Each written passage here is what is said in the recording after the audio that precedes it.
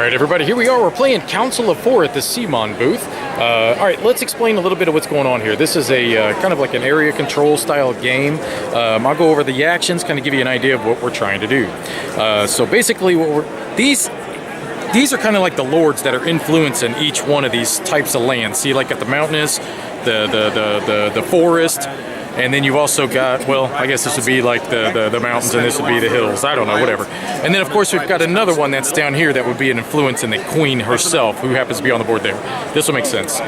So you have four types of actions that you can take as your main action. One of them is that you could rotate the console. So you could take any of these that are down here waiting and put them at the left end and cycle and pull the right end one off. The reason you would want to do that is because you want to try to match your cards, which that'll make sense here in a second, and I'll explain. The other thing you can do is you can pay money to be able to, you can pay money to, if I remember correctly, to change out, hey, what was this one right here, the number 2 action? Buy the permit. Buy the permit. What is buy the permit? It's the one across the bottom? Down here at the bottom, right, sorry. So this would be your second action, which would be to be able to try to influence I thought it was funny that it was down here. So anyways, now the way that would work is that you have cards and they would have to match the color of the lords or the ladies that are in these regions, and you would play them, and depending on how many of the colors you match, then you would have to pay in gold the difference of what you don't have. So if you have like all 4 of the colors, you can build for free. And what I mean by that is that you go up to the top of the board, and then you've got 2 shops that are up there at the top.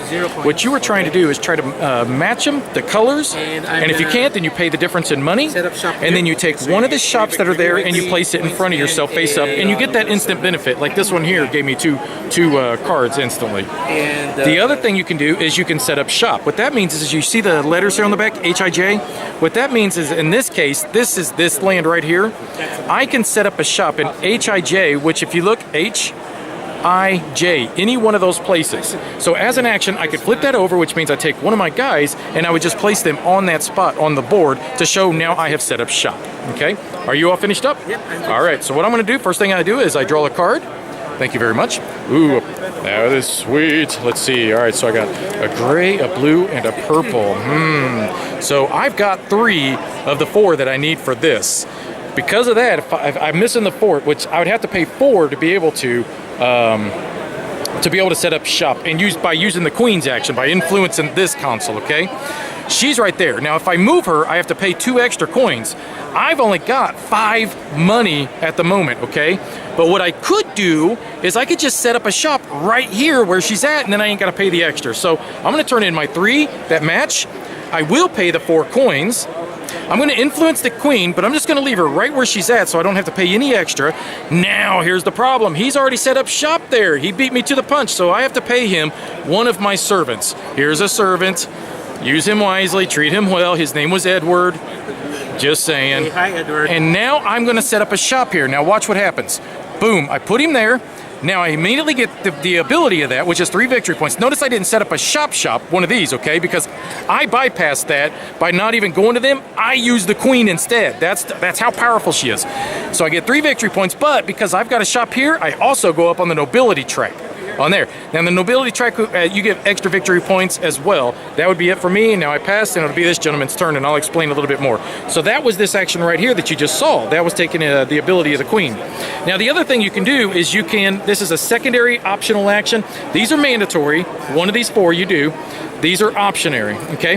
What this is, you can pay 3 money to buy another servant. You can trade in a servant to be able to swap out the shop cards up there if you don't like those. The other thing you can do is you can use a servant to swap them, just like what you would do here, but you just don't get the coins for that. Or you can use a servant to get an additional action. I just had to remember. But it would cost you 3 servants. So if you paid 3 servants, you could go back over to here and take an additional action if you wanted to. All right. Now, at the end of the game, you're going to get extra victory points based upon how many shops you have set up in the types of colors. So, for instance, you see those tiles over there? Whoever has the majority of shops set up in those colors is going to get additional victory points, and also possibly, I believe in the regions too. I can't remember exactly. The game would go until I believe... Yeah, it takes 3 to get a main action. When does the game actually end? In a real game, it's whoever places their 10th shot. Okay. For your last turn, since we're doing demo, we're doing it at 5. So This would be just considered a shop. So once they place their 10th guy. So the game would typically end once you placed your 10th person out onto the board, but in this case, we're only playing to 5, if I remember correctly. We're only playing to 5. So, all right, guys, that is Council of 4. What do you think of it so far, David? I'm really liking it. This is my style of game. I'm actually growing more and more fond of area control games. This is really kind of neat. I love the aspect of being able to trigger the abilities by chaining out where you're connecting your shops. You're building a chain in a row, not, so it makes it a little bit more strategic, a little planning about how you're going to go about building permits, bribing the queen. So I think it's very well done. I'm enjoying it so far. What do you think so far? Yeah, I'm liking it. I haven't heard of the game before here, so I'm pleasantly surprised. I'm really liking it. I like the area control, and it's not really about war. No, it's not war at all. You're right, yeah. It's about setting up shops. So I think that's a nice change with the usual area control games, which is usually just about sending out troops trying to kill each other. Very good, very good. So I think that's a good. Put this one here. Take this one out. It's a nice different theme. Different theme, yeah. Very good, thank you. What do you think so far? You enjoying it? Yeah, I'm really enjoying this game right now. These are the type of games that I like to play, really. So this fits well into my game style, actually. Yeah, I'm happy with this. Thank you. And and I think so far, guys, I am finding this to be pretty darn phenomenal myself. So check it out. Council of 4 coming from Simon. Thanks for watching.